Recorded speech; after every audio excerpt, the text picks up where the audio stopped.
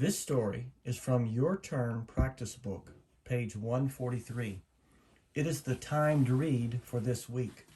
What was the purpose of the Nazca lines? Ancient images. The Nazca lines are related to objects in the sky. The Nazca lines are huge drawings found in the desert of southern Peru.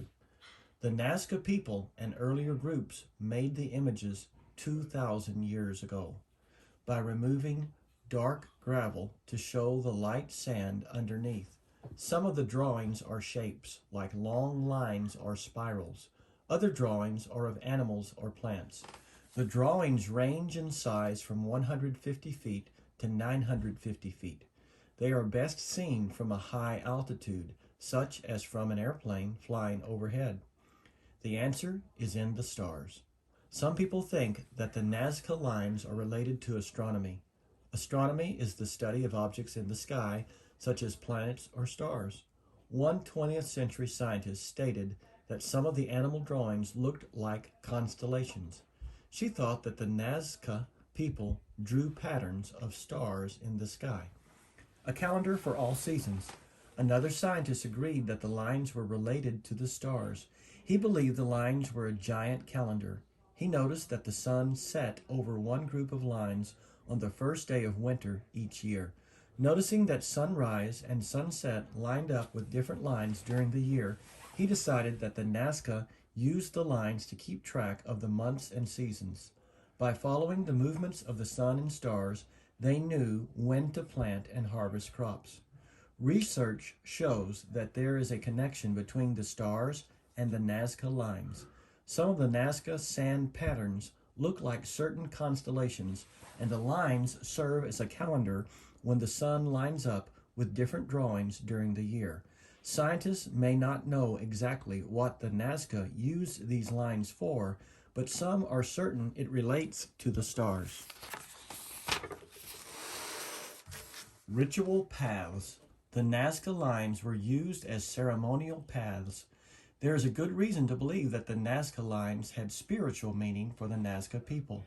They were a people of deep religious and cultural beliefs. We know of their beliefs from ancient artwork found on pottery and cloth. Many scientists think that the Nazca lines were made for ceremonies related to the belief system of the Nazca. Since the desert land was so dry, these ceremonies were probably related to water.